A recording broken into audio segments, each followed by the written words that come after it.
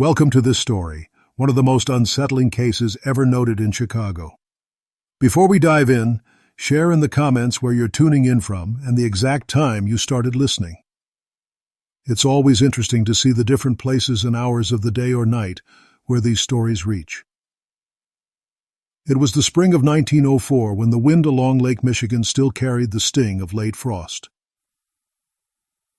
The military post north of the city stood quiet, its iron gates closed to the public, and its narrow roads coated in dust and silence. The Chicago military post, known then as an auxiliary site of Fort Sheridan, was a place built on discipline and long shadows. It was here that Sergeant William H. Mercer, later called by the press the Mad Sergeant, kept his daily watch.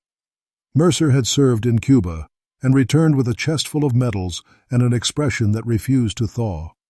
The surviving rosters describe him as steady, reserved, meticulous to the point of discomfort. He wrote too much, a fellow corporal once said in a later affidavit, and spoke too little.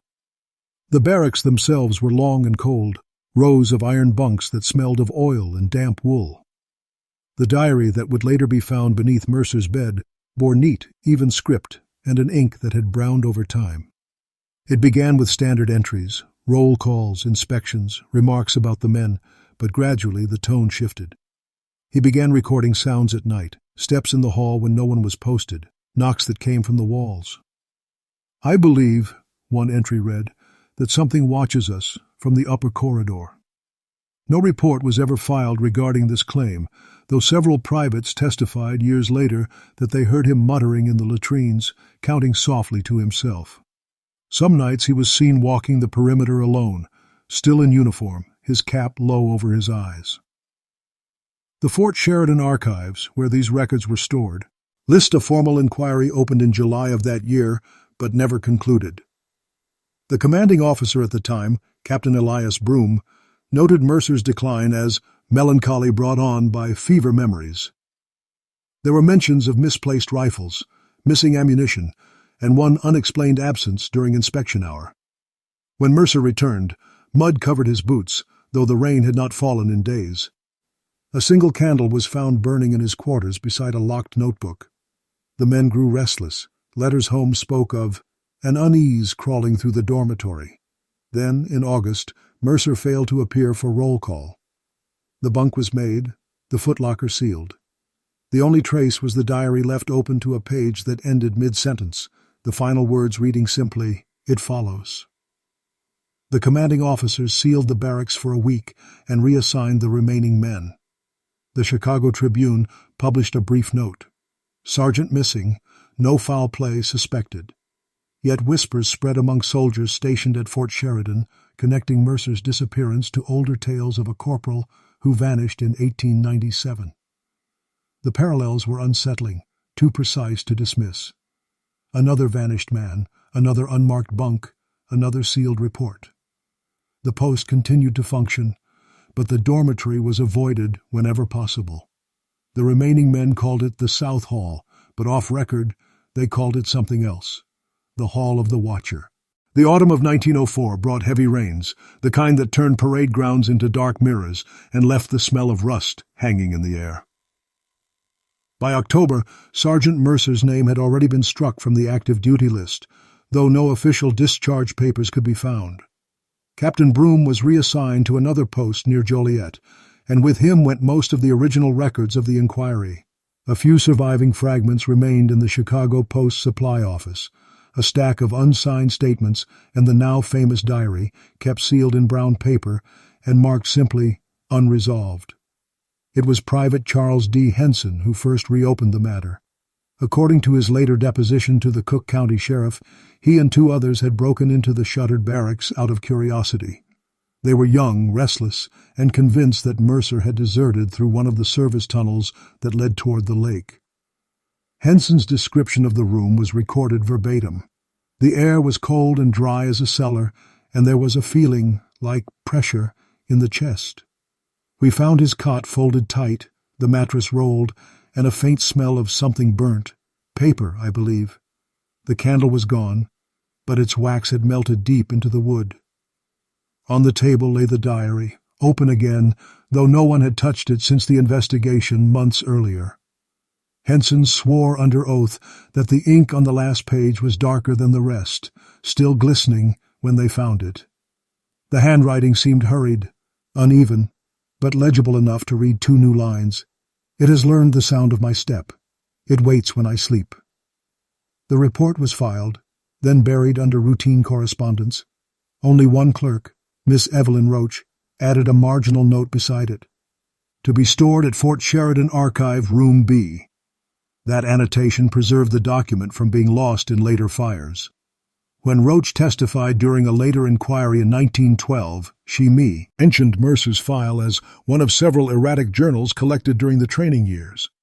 The others included notes from a corporal in 1898 and a mechanic in 1905, both of whom claimed to see the same tall shape near the drill yard fence. Some officers at Fort Sheridan dismissed these stories as exhaustion or superstition, but local civilians had their own theories. The post had been built over an older settlement, possibly a burial ground for those who perished during the cholera outbreak of 1849. Records from the county infirmary mentioned a makeshift trench hospital once standing near the same grounds. In this web of rumor and faintly recorded truth, Mercer's story became less a case of desertion and more a whispered legend. New recruits were told to avoid walking alone past the South Hall after taps. Some said the echo of boots could still be heard, one step behind the living guards. Men lit candles in the corridor, a quiet tradition meant to keep the watcher pleased. In 1906, a military inspector from Washington, Colonel Joseph Harland, reviewed the entire Fort Sheridan facility and referred briefly to disciplinary hysteria linked to the Mercer incident. His report was clinical, detached, but he included a curious sentence. "The psychological contagion here resembles certain barracks phenomena recorded at Portsmouth and Leavenworth. It was an attempt to rationalize the unexplainable. Yet among those stationed in Chicago, the legend only deepened." The diary, sealed again, was never returned to active files. By the spring of 1907, new regiments rotated through the Chicago military post, and the barracks once occupied by Mercer were reopened for temporary lodging. The wooden floors were replaced, the walls repainted, and a new roster of soldiers filled the South Hall. Yet small things continued to unsettle them. Men complained of footsteps that stopped outside their doors, or of the strange pattern of knocks, 3 slow, 1 quick, heard after midnight. Private Theodore Lane, a young recruit from Missouri, wrote to his sister that he sometimes woke with the sense that someone stood between the beds, looking for his place again. No one was permitted to speak of Mercer by name, but his diary was occasionally brought up in hushed tones around the canteen. Some believed it was still hidden somewhere in the archive beneath Fort Sheridan. Others whispered that it had been burned during an attempt to silence gossip. However, one surviving note in the Cook County Register contradicts that belief. It lists a bound journal, property of Sergeant W. H. Mercer, retained for reference by Dr. Leonard Pike, Army Medical Division, Chicago District, 1907. Dr. Pike's later writings, though mostly on medical topics, included one discreet mention of Fort Sheridan in his 1908 lecture on confined hallucinations among service personnel. He described cases where sensory distortions spread through enclosed quarters like an infection of the mind. "It is the walls that remember," he said, "and it is memory that drives the men to madness." His statement caught mild attention among officers, but was quickly dismissed as philosophical indulgence. Still, those who had served under Mercer noted the chilling coincidence between Pike's words and the earlier accounts. In March of that same year, a new recruit, Corporal Edgar Nash, disappeared from roll call. The event mirrored Mercer's case, almost line for line. Bunk made, uniform hung, rifle cleaned, and leaning against the wall. No struggle, no sign of departure. A search of his quarters revealed a single scrap of paper tucked into a boot. The sound is closer now. The officers suppressed the matter to prevent panic, marking it as unauthorized absence, but privately they compared it to the Mercer file. Several men from the old company were recalled for questioning, yet nothing conclusive emerged. The rumor that Nash had been obsessed with Mercer's missing diary spread quickly, and with it grew fear among the ranks. Fort Sheridan's commanding staff once again sealed the South Hall, this time permanently, relocating all personnel to newer facilities nearer to the main parade ground. By 1910, the building had been officially designated as storage, though no one could confirm what was stored there. Visitors who passed through described an odor of old ink and lamp oil and the faint glint of brass fixtures under dust. The Chicago newspapers never revisited the story, but local archives show a private correspondence between Dr. Pike and a librarian at the University of Illinois in which Pike expressed regret. Some documents should remain unread. The handwriting changes after certain hours. This cryptic remark, preserved in the Pike Papers collection, remains one of the last official traces linking the Fort Sheridan archives to the legend of the Mad Sergeant. In 1911, the Fort Sheridan grounds underwent another inspection after reports of structural decay in the old southern wing. The engineer's summary was practical: rotted beams, leaking roofs, corroded pipes. But one annotation stood apart. It noted irregular patterns of moisture resembling boot prints in rooms closed for years. Nobody could explain them. The inspector, Thomas Ellery, later recounted in his journal that the prints seemed to start from no doorway and vanish before reaching the wall. The entry was dated April 3, 1911, and filed with his personal log, which now rests in the Illinois Historical Society under miscellaneous field notes. Ellery was not a superstitious man, but his tone shifted as he described the echoing corridors, the smell of candle wax still clinging to the wood even after years of abandonment. He wrote that standing in that hall made him feel as if someone had just left the room and would return upon noticing the intrusion. Meanwhile, the story of Sergeant Mercer resurfaced among the younger ranks. Some used it as a cautionary tale about isolation. Others took it as proof that the human mind could bend under military strain. Officers tried to suppress such talk, but rumors found their way beyond the gates. Local newspapers, eager for intrigue, began to print small pieces with headlines like "The Vanished Soldier of Sheridan." They often cited unnamed sources and claimed a second diary had been found, though no evidence ever surfaced. The only verified mention came from an academic paper presented by Dr. Pike that same year, revisiting his earlier theory of contagious hallucination. He referenced Fort Sheridan explicitly, describing the Mercer phenomenon as a case study in psychological projection among confined groups. The mention was brief but reignited fascination with the case. Pike argued that repeated exposure to the same environment might create the echoes of memory so strong they appear as external presence. "When one man believes the darkness speaks," he wrote, "the silence begins to answer." His explanation satisfied the rational mind, but not those who had served within the walls. Visitors who claimed access to the sealed hall described faded chalk symbols on the floor, perhaps remnants of training drills, or perhaps something older. No official photograph of the interior has ever been verified, though a damaged glass plate negative labeled Sheridan South Wing 1912 exists in the Chicago Historical Archive. The image, clouded with chemical streaks, shows a long corridor with an indistinct shape at its far end, too blurred to identify but eerily proportionate to a standing man. By 1913, Fort Sheridan was shifting toward modernization, and most of the old files were slated for disposal. The Mercer diary, according to one index, was transferred to Washington, but vanished in transit. The loss was attributed to clerical error, yet the courier assigned to the shipment, a Sergeant Miles Reeve, left the service shortly afterward, citing recurring distressing dreams.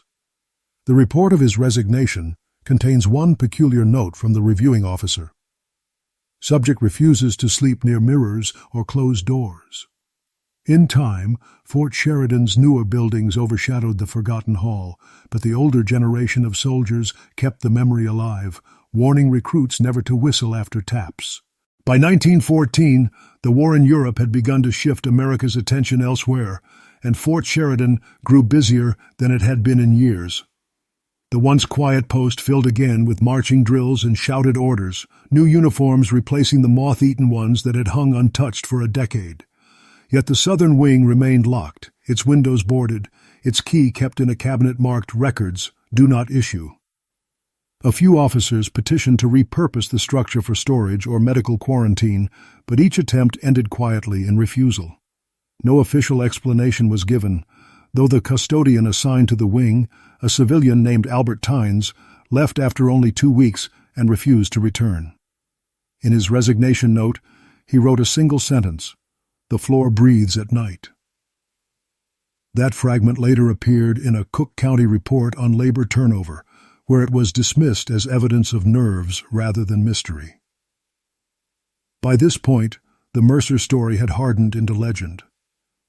The older men claimed the diary contained more than words, that it held an order written backward, a message never meant to be read aloud. Some insisted the writing changed when viewed in mirror light. Others said it was merely coded entries from a restless mind. The truth stayed buried under paper and rumor. In December of that year, Fort Sheridan received visiting officers from Washington to evaluate readiness for potential mobilization. Among them was Captain Raymond Croft, who had studied under Dr. Leonard Pike years earlier. Croft made a quiet request to review Pike's correspondence and any materials connected to Mercer. He spent 3 nights in the archive room and reportedly slept on site to complete his review. On the 4th morning, the clerk found his cot undisturbed but his field notebook missing. When Croft returned to Washington weeks later, he submitted a brief memorandum stating, "The accounts previously attributed to delusion may warrant historical preservation." The phrasing was diplomatic, but suggested he had found something tangible. In the years that followed, Fort Sheridan trained thousands of men for service overseas. None of them were told the story outright, yet they spoke of the South Hall with an unspoken caution. Guards assigned to the area reported hearing faint shuffling sounds when patrols passed near midnight. One even described a voice calling rank numbers in sequence, though no one else heard it.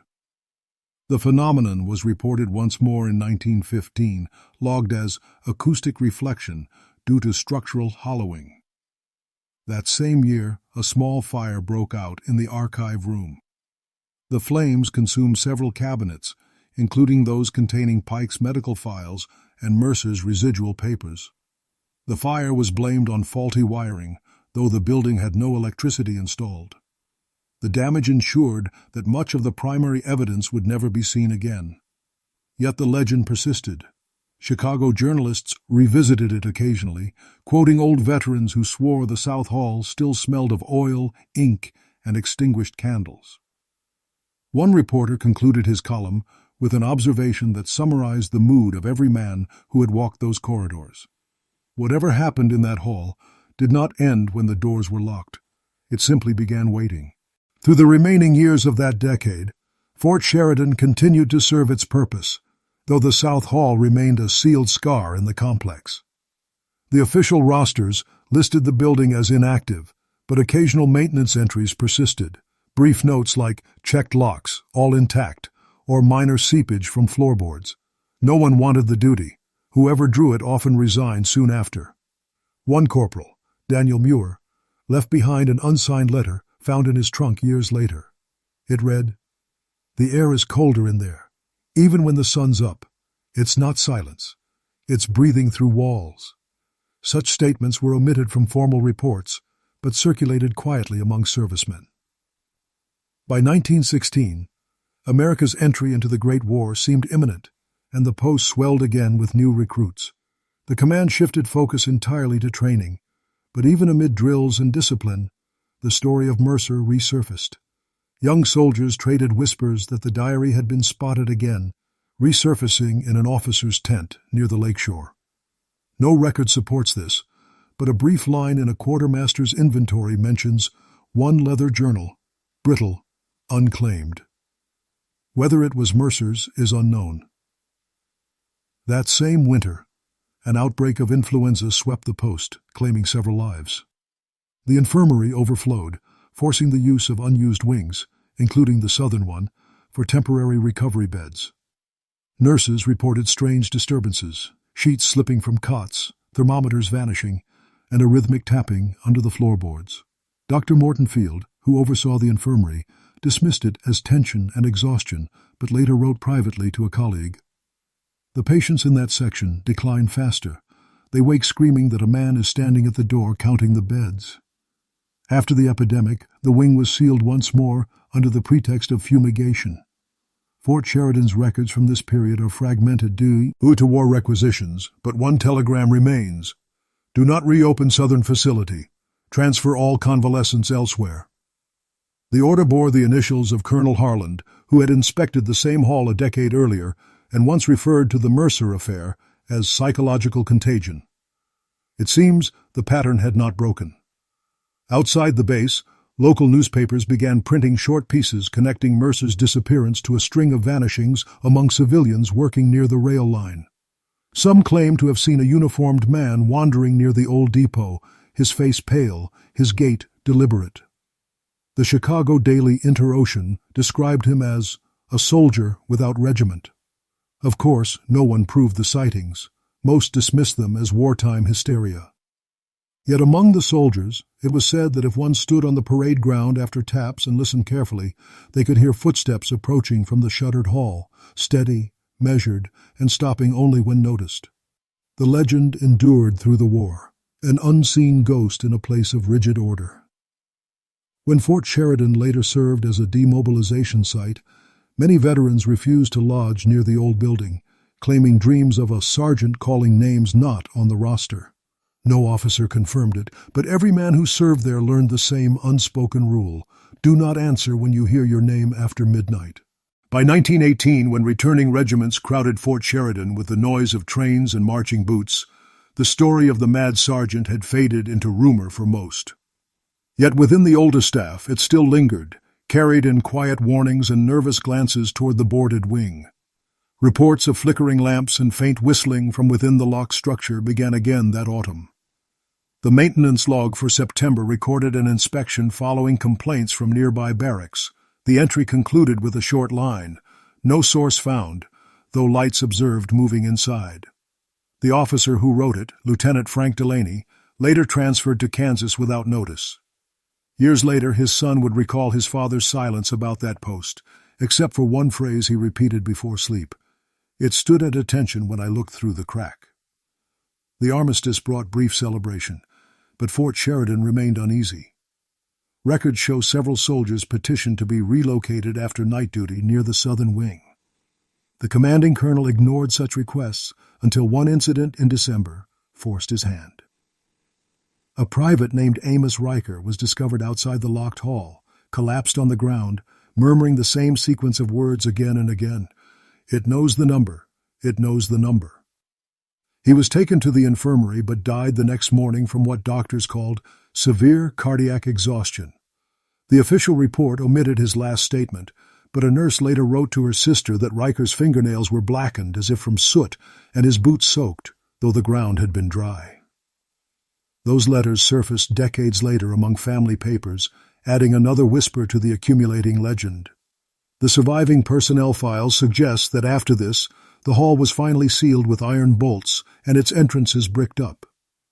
The building's designation was changed to Archive C, UNAC 2. Fort Sheridan continued its operations into the next decade, its reputation unspoken yet persistent.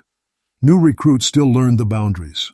Avoid the southern path. Salute once if you must pass it, never twice.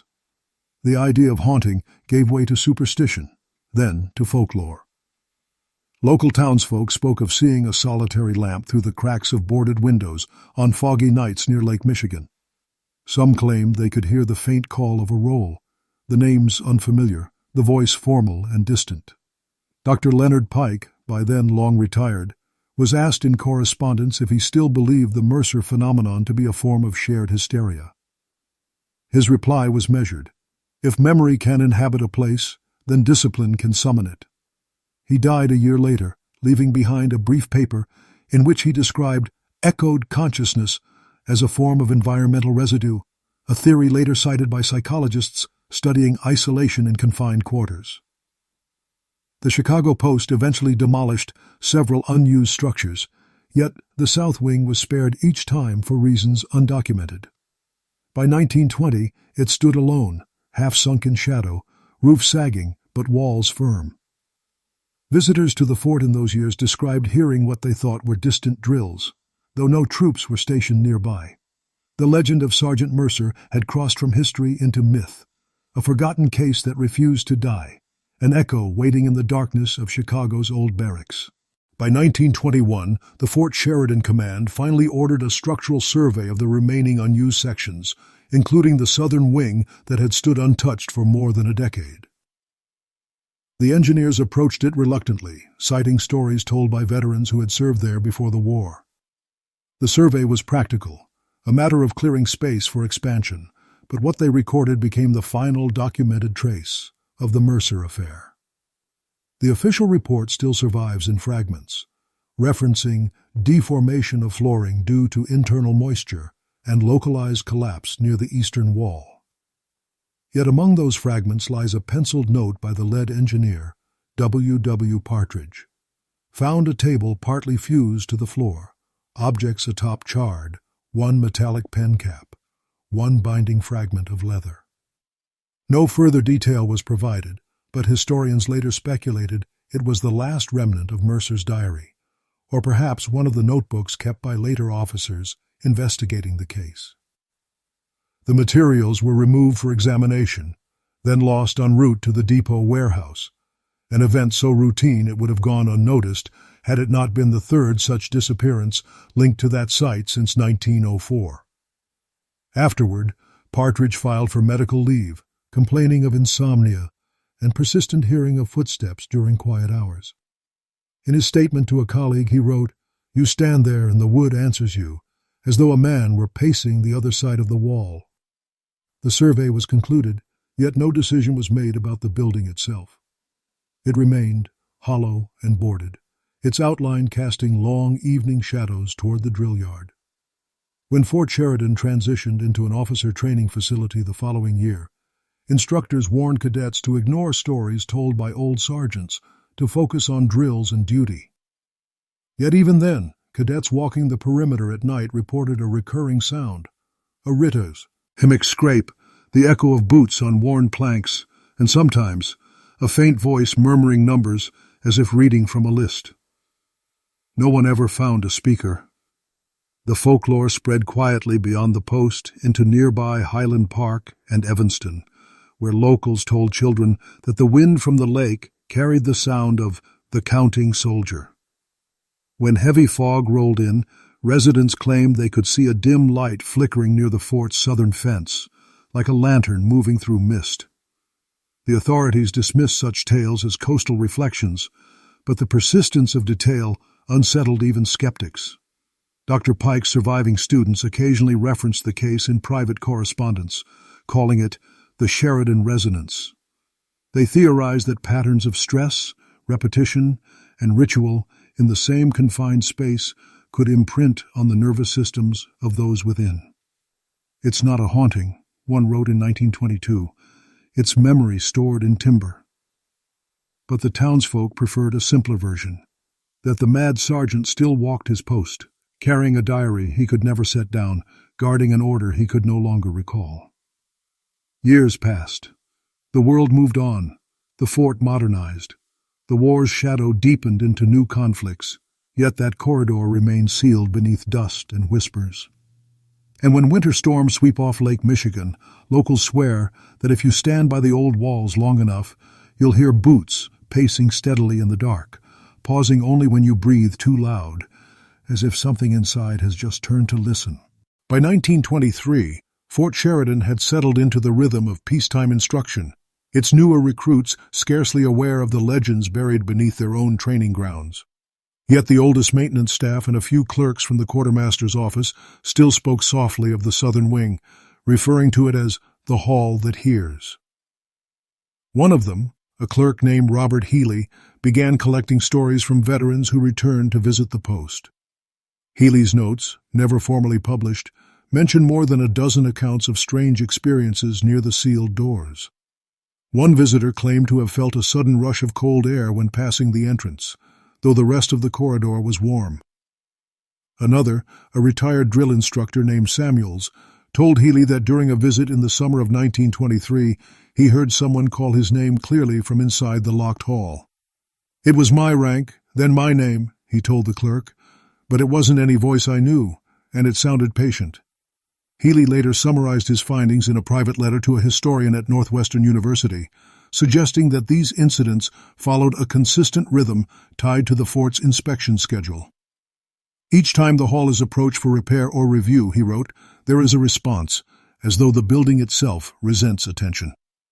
Healy's letter cited Dr. Leonard Pike's earlier studies, noting similarities between Mercer's case and reports from other barracks where isolation and monotony seemed to twist perception. Pike's surviving colleagues dismissed the notion, insisting such patterns were merely coincidence. Yet one of them, Dr. George Arliss, appended a private annotation to Healy's correspondence. "The contagion persists through the record keepers. The story itself has become the carrier."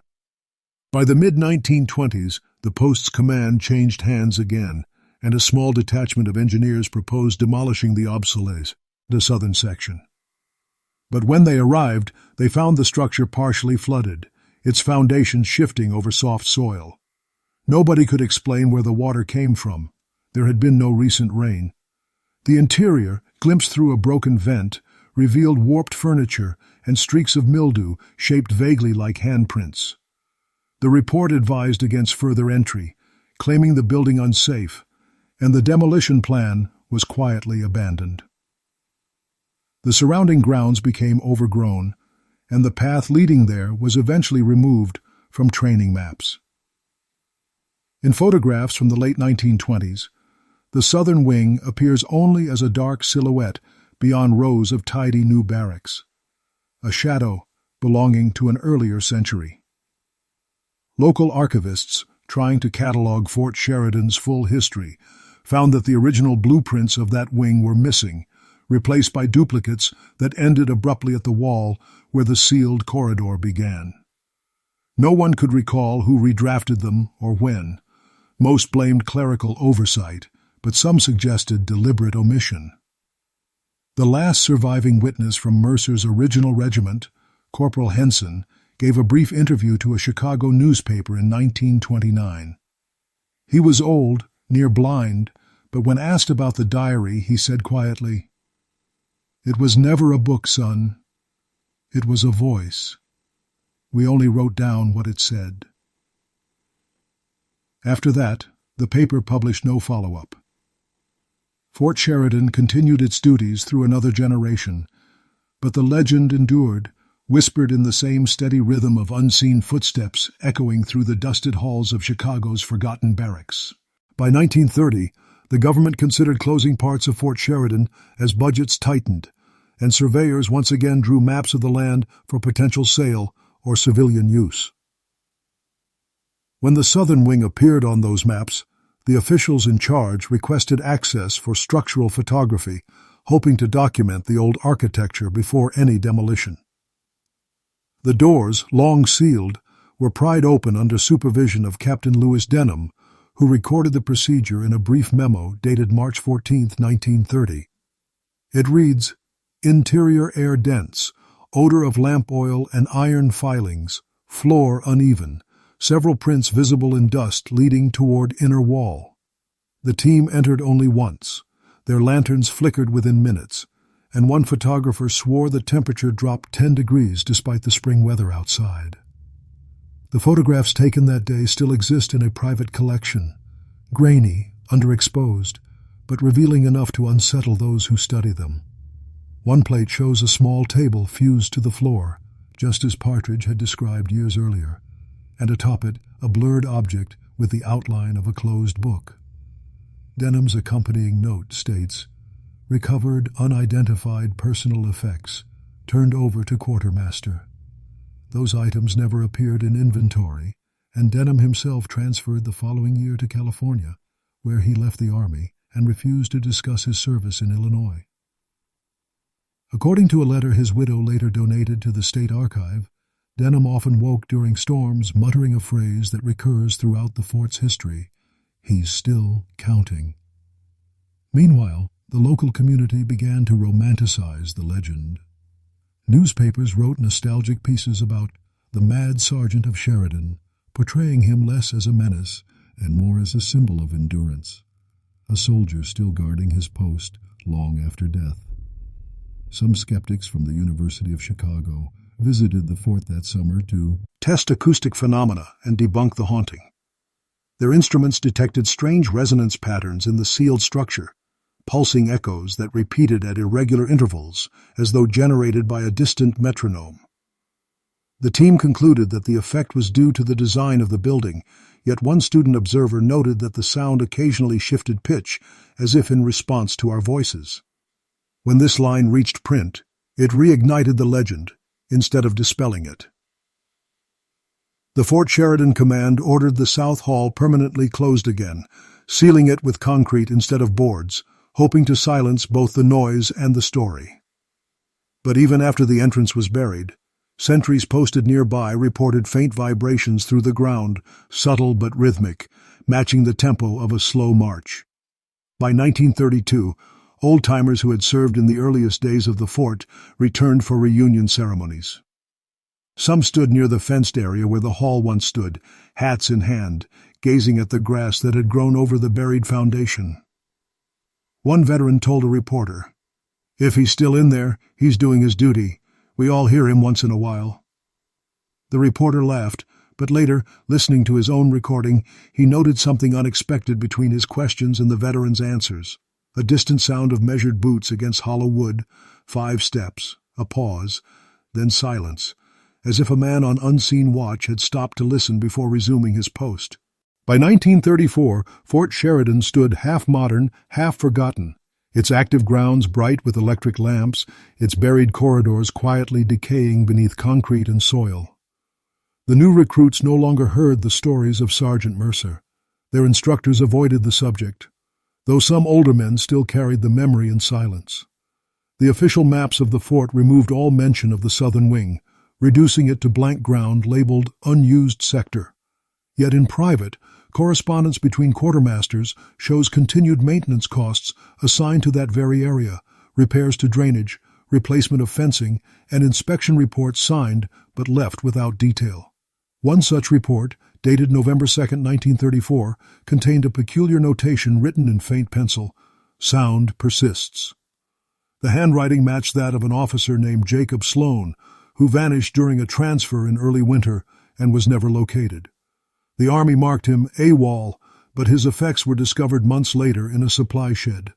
Among them was a small sketchbook filled with rough pencil drawings, hallways, arches, and the recurring figure of a man in uniform standing beneath a bare lamp. On the final page, the drawing stops abruptly, the words "Inspection complete" scrawled beneath. Historians who reviewed the case decades later linked Sloan's notes to earlier accounts from Mercer's time, recognizing the identical phrasing and even the same tight, slanted lettering. They speculated that Sloan had copied the phrase from memory or from some fragment rediscovered during routine cleaning. Whatever the truth, the sketchbook disappeared after a brief review by the Post historian, who described it only as unsettlingly familiar.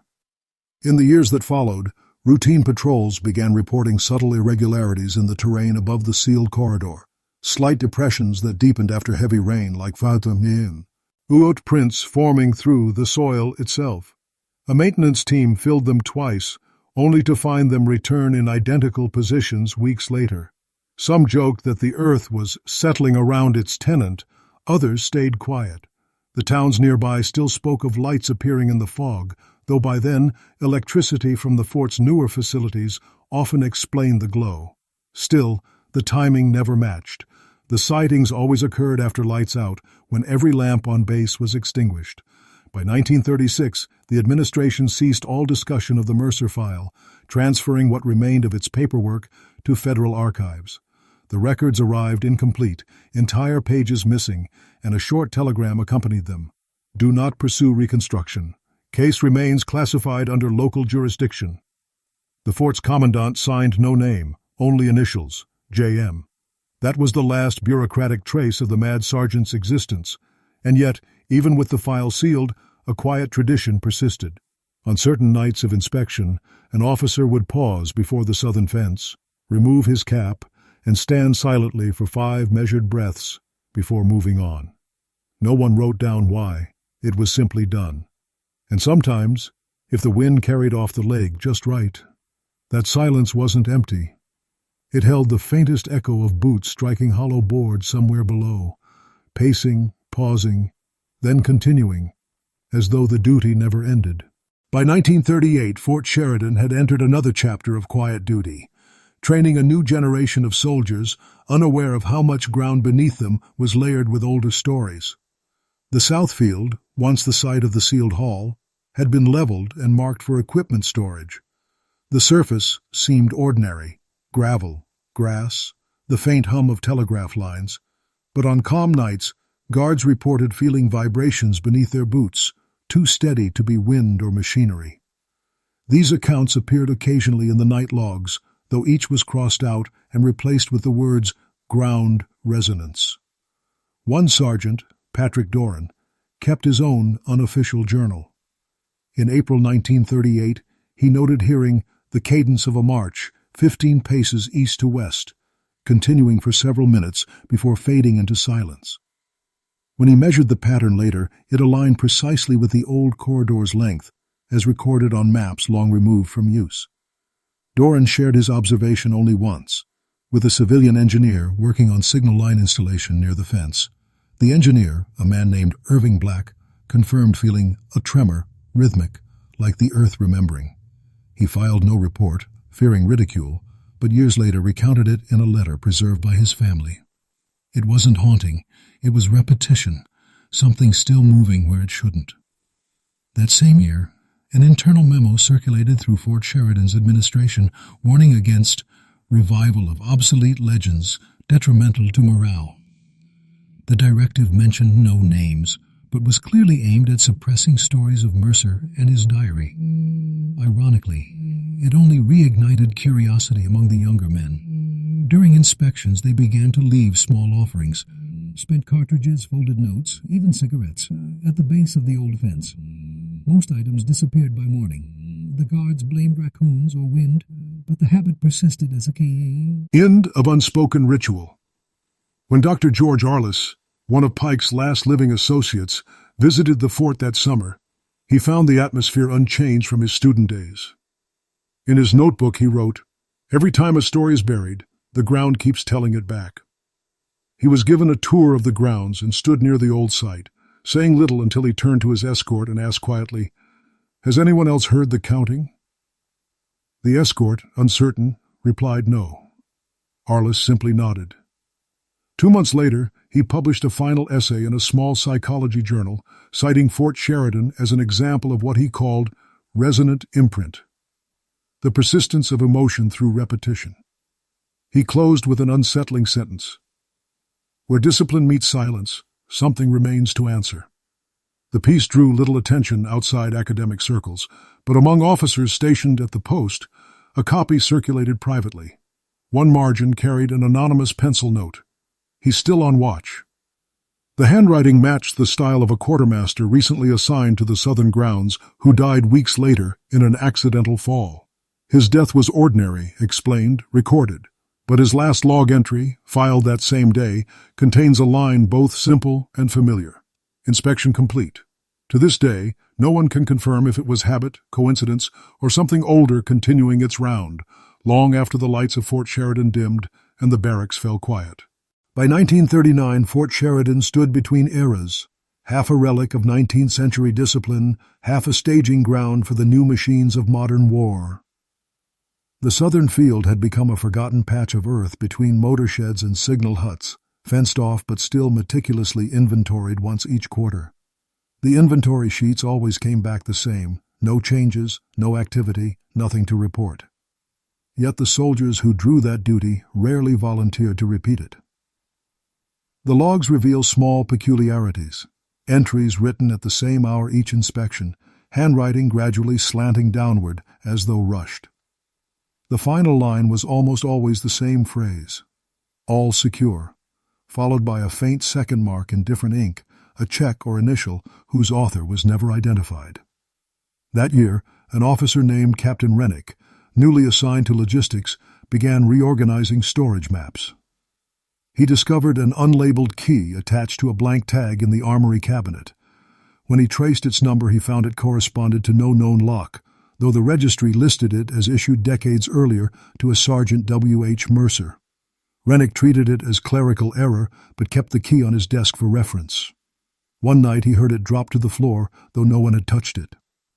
He wrote in a personal letter. It fell and rolled toward the door, as if drawn to something outside. A week later, during a thunderstorm, the armory watchman claimed to hear knocking beneath the floorboards directly under that same desk.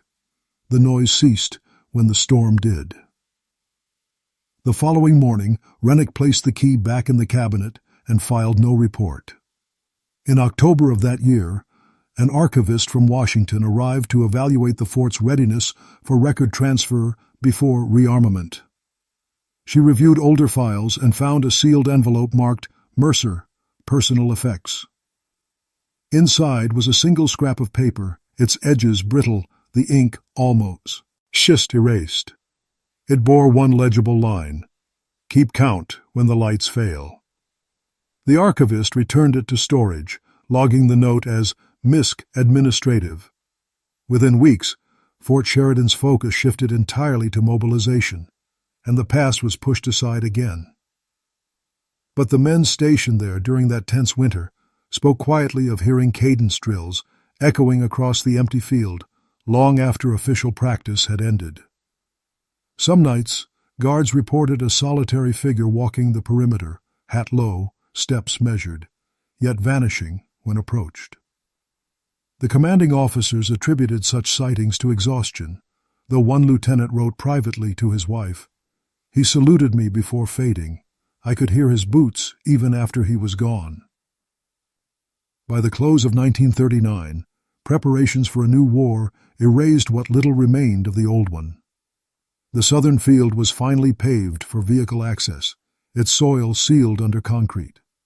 The legend should have ended there, but workmen later swore that when they drove the first steel post into the ground, the echo that came back was hollow, like striking a chamber rather than solid earth. And on still nights, when the engines rest and the lake wind quiets, locals say you can sometimes hear faint commands in the distance, the voice low, deliberate, counting through the ranks of ghosts that never dismissed at all. By the winter of 1940, the last of the original structures from Mercer's time had vanished under layers of concrete, new barracks, and motor depots. Yet the story never quite died. Fort Sheridan's modernization gave it electric lamps, paved roads, and a wireless tower. But still, certain watchmen refused to patrol the southern sector alone. The quartermaster's files from that year contain a handful of unsigned annotations. Noise in pipes continues. Footsteps at 0200 confirmed by both sentries. Counting heard again, indistinct. Officially, those notes were attributed to vibrations from new machinery, but one maintenance worker later claimed the pattern persisted even when power was cut. His affidavit, quietly attached to a stack of unrelated reports, states, "The sound does not echo, it responds." When asked to clarify, he could not explain further. By mid-1940, an archivist revisiting old inventories discovered that the key, once belonging to Sergeant Mercer, had vanished again. The cabinet still held its tag, the metal ring intact, but the key itself was gone. No record ever showed its reissue. The same week, an electrician repairing the line near the southern field reported a brief outage and swore he saw a figure standing by the fence, illuminated only by the flicker of failing bulbs. "He didn't move," the electrician told his supervisor later, "but I could tell he was watching the lights, waiting for them to go out." The supervisor dismissed the story, yet the man never worked another night shift on the base. During that summer's training exercises, several new recruits began keeping informal diaries. One of those, later recovered from a trunk after the soldier's death overseas, included a strange entry dated June 27th. "They say there's a name that shouldn't be called after taps. I heard it once, just behind me, clear as an order. When I turned, the field was impound. Tai." The handwriting trails off after that. Fort Sheridan remained operational through the war, its legend buried beneath the urgency of global conflict, but those who served there carried fragments of the tale to other posts, from Kansas to Virginia, from Europe to the Pacific, retelling it as something half cautionary, half confession. Each version changed, yet one detail stayed constant: the count, the unseen boots keeping time in the dark. Even as new recruits arrived decades later, long after the original barracks were gone, guards still reported an odd rhythm in the air during inspection rounds, a syncopated echo that seemed to follow rather than precede them. Historians who revisited the surviving fragments of Mercer's diary noted that its final entries aligned perfectly with the military cadence still drilled at the fort's training grounds. Whether coincidence or something older, no one could say. But when the fort finally closed its main operations years later and the wind swept unbroken across the empty field, those who lived nearby swore the silence was never complete. On the coldest nights, when fog drifts inland from Lake Michigan, a slow march still rises from beneath the soil. Boots striking hollow ground, a single voice counting softly, as though time itself still answers to the last order left unfinished. Even after Fort Sheridan's official closure in the following years, the land retained a gravity that no modernization could erase. The barracks were converted to storage, then later to offices, and finally to silence. In 1942, when nearby training camps absorbed the remaining recruits, the fort stood mostly empty, except for a few caretakers who lived on site. One of them, an aging veteran named Henry Lawton, kept a nightly log of maintenance checks. His entries were steady and dull until the winter months. On December 19th, he wrote, "Heard cadence in the field, 12 counts repeated, no men present, snow undisturbed." The next day's entry read only, "Not alone out there." He disappeared 2 weeks later, his quarters found neat, the stove still warm. His final logbook remained open on the desk, the pen lying across a line that read, "Inspection, complete." Local police investigated but found nothing unusual. His name joined a quiet list of disappearances stretching back to 1904. The Chicago Tribune printed a short article titled, "Caretaker Missing at Historic Fort," ending with the familiar phrase, "No foul play suspected." The headline barely registered in a nation consumed by war. Yet those who knew the old stories saw the pattern continue and said nothing.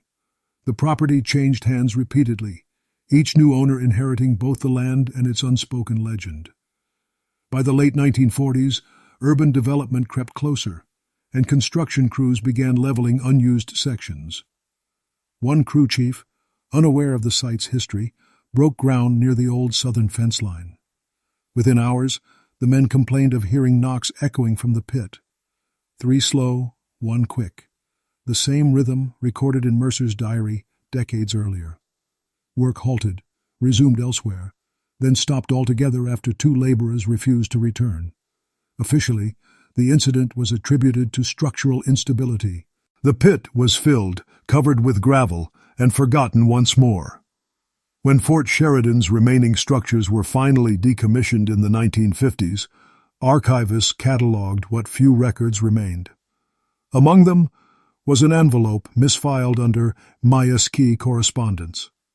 Inside, a single torn fragment bore words nearly erased by time. "If they stop counting, we stop existing." The handwriting matched Mercer's.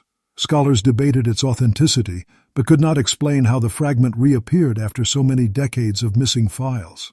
The envelope's return address had long faded, marked only by the faint stamp of Fort Sheridan's original seal.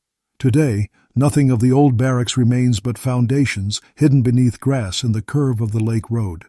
Still, visitors to the park that now occupies the land sometimes report an odd impression, a sense of cadence underfoot, as if the ground itself were keeping time. On certain nights, when the wind crosses the lake and the mist rolls through the trees, those who pause near the shoreline claim they can hear it clearly. The boots, the steady rhythm, and a distant voice reciting numbers in a calm, unbroken march. The legend has no monument, no grave, no proof.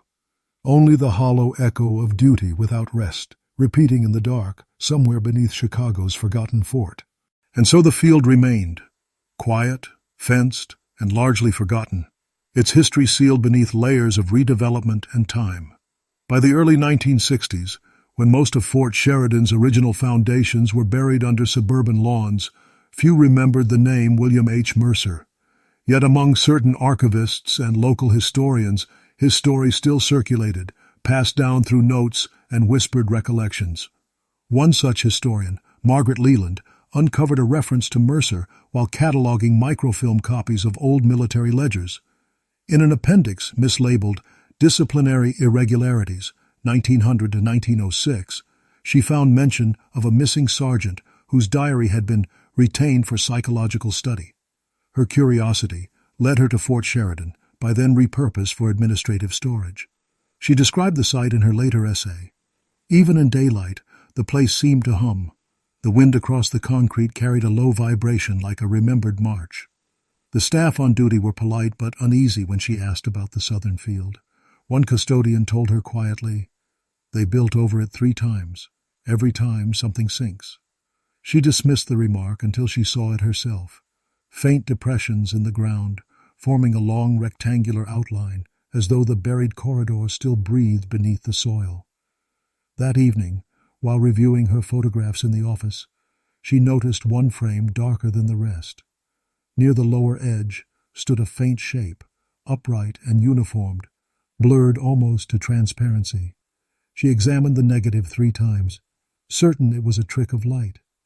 But in every exposure, the same figure appeared, standing at the edge of the old foundation. Leland never published the image, calling it a distortion caused by residual double exposure. Still, she kept a copy, labeling the envelope simply, Fort Sheridan, South Hall. Years later, her son donated her papers to a local archive. When curators examined the photograph, they found that the supposed double exposure aligned precisely with the known proportions of an early 20th century Army uniform. In her notes, she had underlined a single phrase taken from Mercer's surviving diary fragment: "Keep count when the lights fail." For Leland, it had become less a warning and more a key to understanding what she called the persistence of duty in places where the living have stopped listening. Today, visitors walking the Lakeshore Trail often notice a patch where the grass grows thinner, the air a degree cooler. Some hear nothing, others claim a faint cadence rises from the ground, a count without end, precise and patient. The site bears no marker, yet locals still refer to it by an old name whispered through generations of recruits, the Watchers' Hall. And on certain nights, if you stand long enough to feel the vibration underfoot, you might understand what Mercer wrote before he vanished. That duty, once taken, never truly ends. It waits, measured and silent, until someone new steps close enough to listen. Even into the 1970s, decades after the gates of Fort Sheridan had rusted shut, the legend refused to fade. Developers had claimed the land, new homes rose where drill yards once stretched, and a park covered the last remains of the barracks. Yet construction workers still told stories of hearing tapping beneath the bulldozers, or of engines stalling without cause when passing over the old foundation lines. County engineers dismiss such accounts as superstition, but their own survey notes include odd omissions, unrecorded pauses in machinery, compass needles swinging without explanation, sudden temperature drops measured by 2 degrees in the same square of ground that once held the South Hall. In 1973, a graduate student from the University of Illinois named Daniel Royston began collecting oral histories from former soldiers who had served at Fort Sheridan. Most interviews were ordinary recollections of drills, routines, and camaraderie. But when asked about the southern field, the tone of each veteran shifted. Some grew quiet, others refused to answer at all. One man, a retired medic named Alfred Shaw, said only, "It's still on watch." When Royston pressed him, Shaw explained, "Every fort has a sound, rifle range, wind in the hangars, men laughing. Sheridan had one more. Boots, always boots." Royston later visited the grounds himself to record ambient noise for his thesis. The tape he produced, labeled Site B Midnight, runs almost silent for 6 minutes until a faint pattern begins. Measured impacts, spaced in even rhythm. A count of 12, then a pause. He dismissed it as interference from nearby construction until he realized the microphone had been positioned over grass, not pavement. The tape remains archived, never publicly released, but Royston's written notes end with a sentence echoing Mercer's own words. It follows. By 1978, the last of the old bunkers was demolished and the foundations leveled once again. Still, residents of the new housing development reported subtle disturbances, doors closing unaided, clocks stopping briefly at 12:03, the faint vibration of something heavy moving below when no machinery operated. The local paper ran a single story about the phenomenon, titling it "Echoes Under the Field," quoting an unnamed city inspector who remarked, "If there's something down there, it knows its route." Afterward, the story was quietly dropped. Yet at night, those living closest to the lake claim they sometimes hear a low hum carried across the water, like the breath before a cadence begins. No one connects it to history anymore.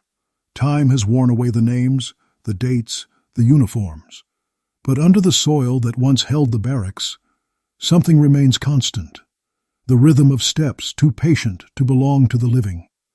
And if you listen when the air is still and the lake is calm, you may hear it counting, soft, deliberate, unbroken. A reminder that in Chicago's shadow, duty once sworn is never dismissed. It simply waits, unseen, beneath the weight of years, keeping time with the silence of those who never stopped marching.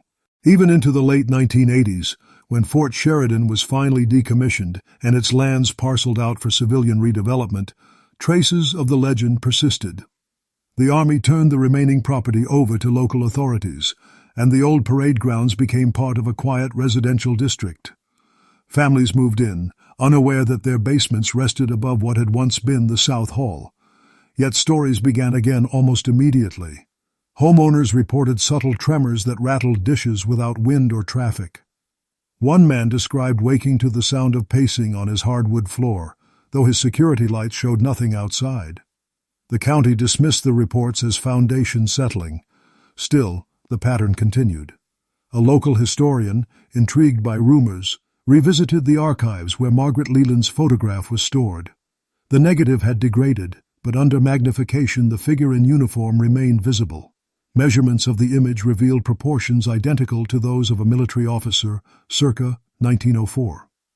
The historian Dr. Paul Niven presented his findings in a small symposium at Northwestern, suggesting that psychological residue might explain the recurring manifestations associated with Fort Sheridan. He cited Dr. Leonard Pike's early theories of resonant imprint and proposed that Mercer's diary represented not madness, but record-keeping of environmental memory, each written word reinforcing the cycle of sound and perception. Few academics took notice, but one attendee, an audio technician named Claire Brenner, requested permission to record on-site using seismic microphones. Her recordings from the summer of 1989 remain among the most unsettling evidence ever captured there. On 3 separate nights, she recorded a faint pattern below ground, 11 slow impacts, a pause, then the echo of a drawn breath. When she amplified the final section, a voice, barely a bove whisper, counted from 1 to 6 before the tape cut to static. The equipment showed no mechanical fault. Brenner abandoned the project, leaving behind a single typed note. The count never ends because it doesn't need to. It's waiting for someone to answer. In later years, the housing development prospered, and the story faded again into rumor. But every few seasons, particularly in the damp chill before storms, residents still mention odd phenomena. Doors swinging at the same moment, clocks skipping a beat, the sensation of someone standing close behind while the air remains utterly still. City officials blame the lake winds, electricians blame wiring faults, and geologists blame underground shifts. Yet at night, when the traffic quiets and the moon catches the water just right, some swear they hear the faint strike of boots pacing beneath the earth, steady, deliberate, counting softly in the dark. There is no memorial for the men who vanished, No marker for the diary or the hall. Only the rhythm remains, echoing through the soil of Chicago's North Shore. And whether it is memory, duty, or something beyond either, no one can say. They only know that in the silence between footsteps, the air itself seems to wait, as if listening for a voice that once promised long ago to never leave its post.